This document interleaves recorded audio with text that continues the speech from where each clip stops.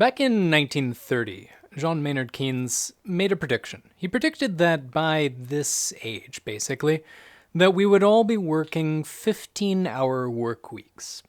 Go to work, maybe work for a couple of hours a day, come home, then you got the rest of the week right to yourself.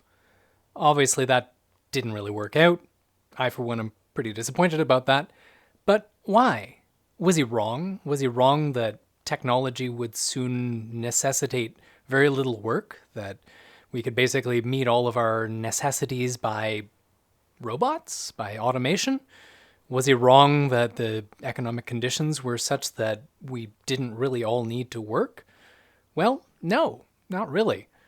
In fact, we do have a situation where we could meet all of our practical needs with just 15 hours of work per week, if not less.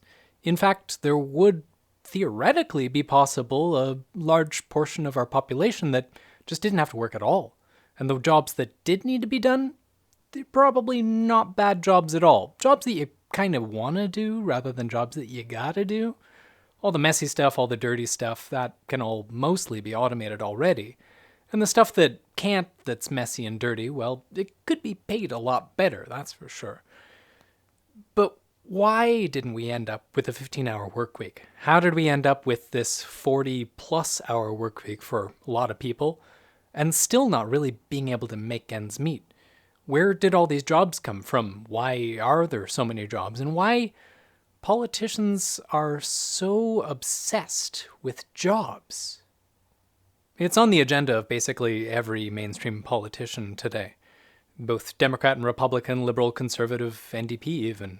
They're all talking about jobs, jobs, jobs. We need to create jobs, get the jobs back from this economic crash due to COVID. We need to have good jobs so that we can make money and get people back to work, because that's the important thing. But it seems to be an end in itself, whereas the purpose of a job is not just to have a job, it's to make money. It's so that you can pay your rent, so that you can buy food, so that you can get all the necessities of life. And why do the jobs even need to exist? Well, stuff needs to get done in our society, obviously. Somebody needs to produce the food and make our clothing and do all that other sort of stuff. So a certain amount of labor is necessary. A certain amount of work has to be done one way or the other. And yes, a lot of it can be automated, but there is still need for some work. On the other hand, there is also some inherent need for labor, some need to actually do something.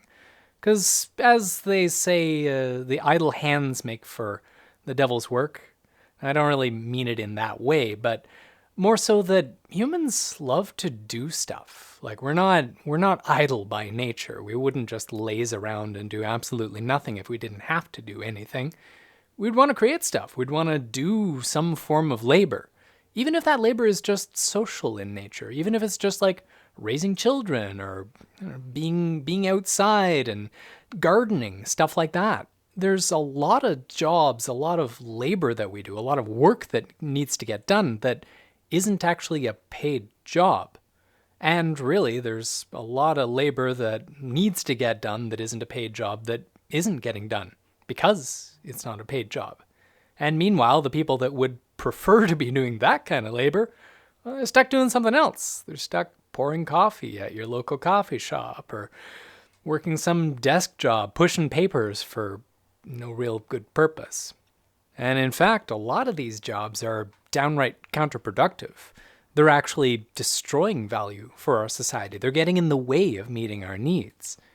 There are entire sectors of the economy whose purpose is basically just to make disposable crap, just stuff that you use once, or you don't even use at all, and then you just throw it out. All the wrapping, all the boxes, all the little envelopes you get your Amazon packages in, they're not recyclable, and that's one-time use plastic, and really there are lots of other ways that it could be shipped, ways that you could use recyclable or reusable materials, or for that matter, just send it in fewer packages, or any number of different ways to do it. But this is big business. This industry that generates these disposable products is a large sector of our economy. And yes, there are a lot of jobs involved in this. Now, not all these jobs are stateside. None of them are on, very few of them are on this side of the ocean. A lot of them are in China, for example, in places where labor standards are lower, where you can pay less money for the labor that's required to make these things. And even the stuff that's not designed specifically to be disposable, they have built-in expiry dates. This whole notion of planned obsolescence makes it such that a product that should last for basically ever, something you buy exactly once, it wears out or goes obsolete. You end up with a phone that was perfectly fine last year, and then the battery starts to go, but can't replace the battery, so you gotta buy a brand new phone. And that brand new phone requires resources and, yes, jobs to get to you.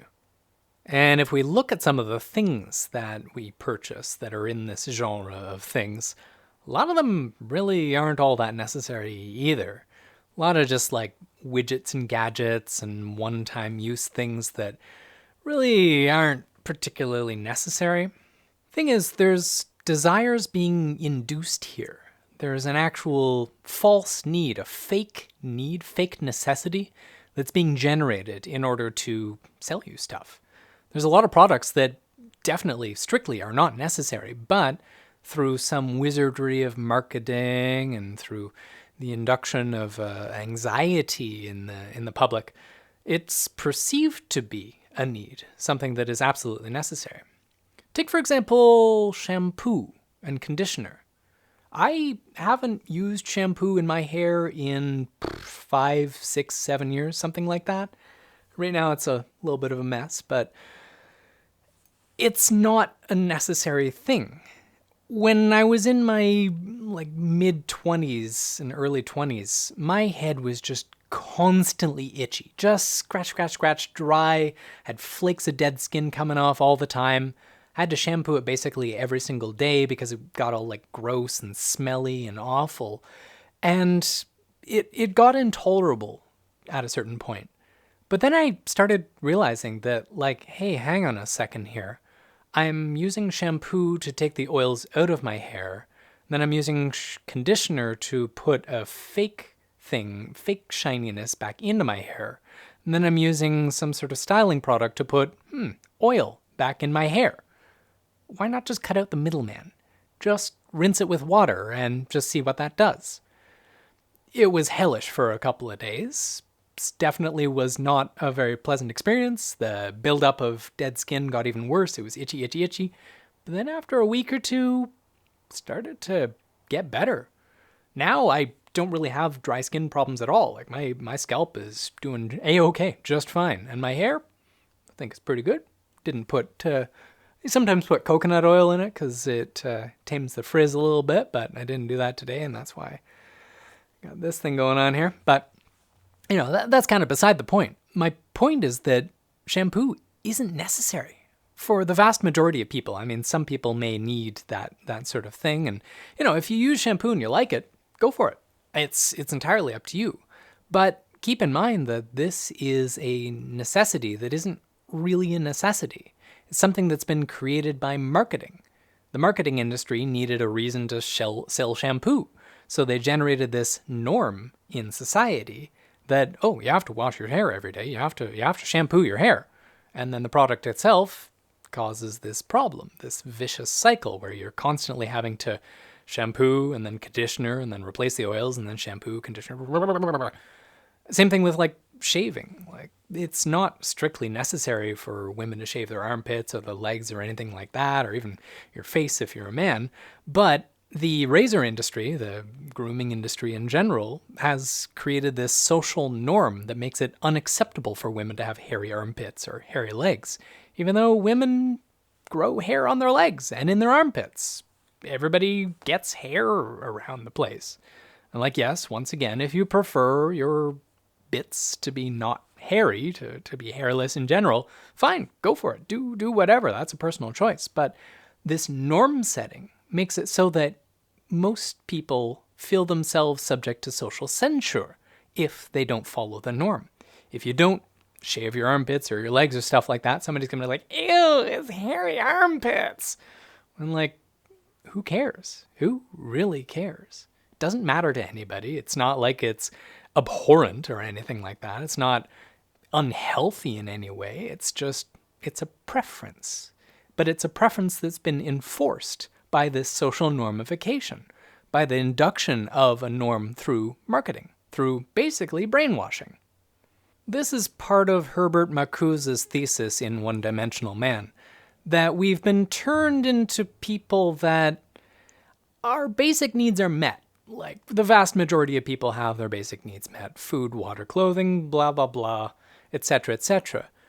But it's really easy to do that. We have the resources as a society. We have all the labor necessary to produce that for basically everybody. And yes, some people are being denied that, but I'll get into that later. So in order for industry to continue to be able to make more money, and they have to make more money, otherwise the economy collapses, they need new needs. They need new desires, new necessities, fake necessities at some times, to be able to stimulate the economy, to have more jobs. So this whole thing with shampoo or razors or disposable phones, disposable other things, status symbols, loud cars, the lawn industry. Oh boy, the lawn industry. Like, so much money and time and effort and resources are put into the maintenance of lawns. Basically just a flat monocultural carpet of grass. And like, if you want some grass, that's fine. But this normification, the creation of the norm that every person must have a perfect lawn, that it must be flat, it must be green, it must be perfectly clear of all weeds. The very notion of a weed is itself a normified, a fake norm. This notion's been so inculcated into the American psyche that it becomes socially unacceptable to have anything other than a flat green lawn. Cat. Hello, Leibel. What do you have to say about all this? Mimblem? Oh. I've already lightly touched on the why of these induced desires, because the economy needs to grow, otherwise it'll collapse, and yada, yada, yada. But I'd like to go a little bit further into the how. How does this happen? How do we have these ideas induced in our minds that aren't really sensical, aren't really rational? A lot of it has to do with the nature of work itself. Most folks in North America work about 40 hours a week, which is to say about 8 hours a day, 5 days a week. That leaves, in theory, 8 hours a day for sleep and 8 hours to do whatever you really want to. But that doesn't necessarily end up being the case for a lot of folks. Not factored into that 8 hours is the commute to and from work, or all the preparatory time you spend, eating breakfast and getting dressed and all that sort of stuff to get to work. It also doesn't really cover the exhaustion that you feel at the end of the day, because you're not going to be at your best. You're not going to be like ready to go as soon as you're home from work, because you're tired, obviously. I've spent most of my adult life working in customer service in one job or another, and at the end of the day, I just wanted to be alone. Just wanted to be quiet and not talk to anybody, not do anything, because I sold it all. All of my emotional, social energy, most of my intellectual energy was just gone, sold to my employer for an hourly wage. And if one works, physical labor, one's body is just absolutely bushed after a day of doing hard physical labor. Same thing with basically any job. Any job that you end up doing, those energies that you're selling to your employer or whatever else it is that you do, you don't have those available for the rest of your day, for the rest of your life. So when I got home, all I wanted to do was basically soothe myself, anesthetize myself, make the bad feels go away. And this sometimes could involve, having a beer or something like that, or playing video games or watching TV or whatnot. And I think this is a fairly common experience for most folks that work in this civilization. We like to do something that diverts us, that distracts us from the discomfort that we feel from being exhausted or drained of energy in some other way. And of course, this is completely understandable. There's no judgment being passed here, because of course you're going to do that. That's something that we all need. We need rest from the end of the day. But if we look at the forms of diversion, we look at the forms of recreation that are available to us most readily, turn on the TV and, well, it's kind of messed up, quite frankly. Sure, I enjoy a TV program or two, just like the next person, but if you look at the commercials, that's something else entirely. I haven't owned a TV in almost 20 years now, and I haven't really watched TV in about as long, and this isn't one of those, like, nerd flexes, and I'm too good for TV, but more so that I just couldn't fucking handle it. I can't handle the advertising, because it is everywhere. It is right into the medium. You cannot escape it. And as soon as you get involved in a show or whatever it is you're watching, all of a sudden you're inundated by these advertisings. And these ads, they are well-designed brainwashing material. They're basically propaganda that is influencing the deep inner part of your mind to generate a worldview that causes you to feel a certain way. They're not approaching you on a rational basis. They're not just telling you the good things about this product and how it's better than the competing products and whatever. They're inducing a need in you. They're inducing this aesthetic sense that your life is missing something by not having this product. They show you all these images of these happy families having all sorts of fun experiences, wholesome life, peace and tranquility and happiness and big smiles all around, and everyone's having these sorts of experiences that nobody really actually has in real life. You might see it on a TV show, and you definitely see it in advertisements, but nobody's really that happy all the time. But the implication here is that when you're watching this short clip of these people in this decontextualized way, that you too can have this feeling of happiness, this joy, this peace, this relaxation, this sense of having made it if you just buy this product, if you just subscribe to this service, go on this vacation, whatever. And again, it's not a rational move. They're not accessing your rational senses. They're accessing your irrational senses, your irrational senses, the senses that have an aesthetic bend to them. This is referred to as lifestyle marketing. Basically, they're generating an idea of a lifestyle, the idea of your lifestyle, that is incomplete unless you get this product, unless you live in these ways. And of course, this is tied to their product. This is tied to consuming things in the way in which they're prescribing you to. The bare necessities of life, the food, the water, the shelter, the clothing, that sort of thing, those are no longer sufficient within this lifestyle marketing. That's not enough for the average consumer, for the well-heeled American man or woman. You need to have higher. You need to do better than that. It's not just a false need, though, either. It's also socially enforced. They've generated this need and then generated the need within society, the implication of this need, so that that need actually becomes real. If you don't follow the guidelines of the condo corporation and have your lawn a certain way, if you don't follow the beauty standards of our culture, that's going to get you socially censured. You're going to be made fun of. You're going to be ticketed by the condo corporation. There's lots of ways that this is a genuine need now, which has been created. It's been manufactured in such a way as to stimulate an industry. In other words, the people that are in charge of this marketing industry and of the productive industry itself are actually in charge of our lives. It's not the powerful people. It's not the dictators. You don't need a dictator really to control our lives. I've spoken before about consumerism and the giving people exactly what they want as a form of social control, and you can see that video above my head here. But basically, this is how the new form of social control works. It's by generating for you a selection of options, all these options from within a system as it exists, and then that gives you the illusion that you're in control, that you have agency, that you are part of the ruling class, that you are in charge of your own life. But you're not.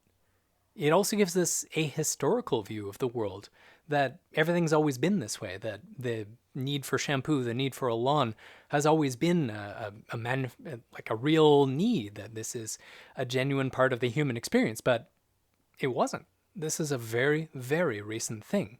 Shampoo really became a thing in the 1970s. Lawns only became a thing in the 20th century when the lawn industry really took off. These things we've done without them for thousands and thousands of years. We could indeed do without them going forward. We have no need to continue these norms, but there's an industry that keeps it that way. And what's worse, this continues to destroy our world. We're continuing to throw away resources. We continue to basically kill ourselves in order to pursue these false needs. We work far more than we really need to, most of us, and we consume far more than we really need to, which has its own environmental impact. And since that environmental impact and our impact on our health, impact on our psychology, impact on our social sphere, it's not factored into the economic equation. The only thing that is factored into the economic equation is more and more financial growth. I'm going to talk a lot more about that in the next video I produce, but suffice it to say that it is its own end. It's no longer a means to an end. Money isn't a means to an end in the same way that jobs aren't a means to producing the things that we need. It's an end in and of itself. Producing the need for a job by our consumer behavior becomes our job. We as consumers, as people who buy things, the vital aspect of our existence, the vital aspect of our labor is doing this purchasing. And this purchasing generates the demand that causes the need for more labor, more jobs, more production. So without us to create this demand, that entire industry would fall apart. In fact, a large part of the economy would fall apart. The economy needs us to consume. Look, for example, at the messaging after 9/11. Oh, just keep buying things. Make sure you keep buying things, because that's the American thing to do. That's the patriotic thing to do. And they really did mean it. It's not just they didn't misspeak there. That is genuinely the most important thing to maintain the economy as it is. We can stop this. And I mean, I can prescribe the individualistic solution. Just check out of it. Just don't participate. Don't buy stuff that's going to be just disposed of. Don't buy the frivolous things. Just be frugal. Buy the things that are necessary and enjoy your life for what it is. Obviously, this is easier said than done, and it's a bit classist and a bit ableist to say, because being poor is really expensive. If you don't have enough money to buy a good quality pair of shoes, you're going to end up paying for 3-4 pairs of shoes because they won't last. They're going to wear out in the time that the good pair of shoes would have lasted. So obviously, I can't just say this to everybody, but wherever you can, you maybe should try it. Maybe consider stop washing your hair. Maybe consider whether or not you need to shave your armpits or your legs or anything else for that matter. If you want to do that, that's fine too. I mean, I'm not judging you for wanting these little luxuries. I'm not judging you for having this aesthetic desire for the things that you aesthetically like. But recognize that it's not a rational process that you're making these decisions by. You've made a rational justification to justify this aesthetic desire, but it's not rational in and of itself. Of course, though, the individualistic solution won't actually solve the societal problem. There's no way that boycotts or boycotts or whatever else can actually change things systemically, because those things are occurring from within the system itself. The only thing that we really can do as a society is change as a society. Right now, money is worth just money. Money is actually worth labor time, which is how we ended up in this situation in the first place. If the value of $1 is a given amount of waged labor time, then when we're talking about economic growth, we're talking in a growth of labor time. So more jobs, more jobs, more jobs. Whereas that's not really going to matter towards whether or not our needs are met. All the needs could be met with less jobs, less labor time. But the economy is optimizing for more labor time, more jobs. There's a contradiction here, and it's one that is causing our ecology to collapse. We're not going to survive if we don't change this, so I hope we get on it. I don't know how to do that, but maybe you might have some ideas. I'd like to hear about them. Anyway, I make videos kind of daily, basically whenever I feel about it. And so if you enjoy this content, like, share, subscribe, all that sort of stuff, and maybe check out some of those videos. You might like them. And so thanks for watching. I'll see you tomorrow, hopefully.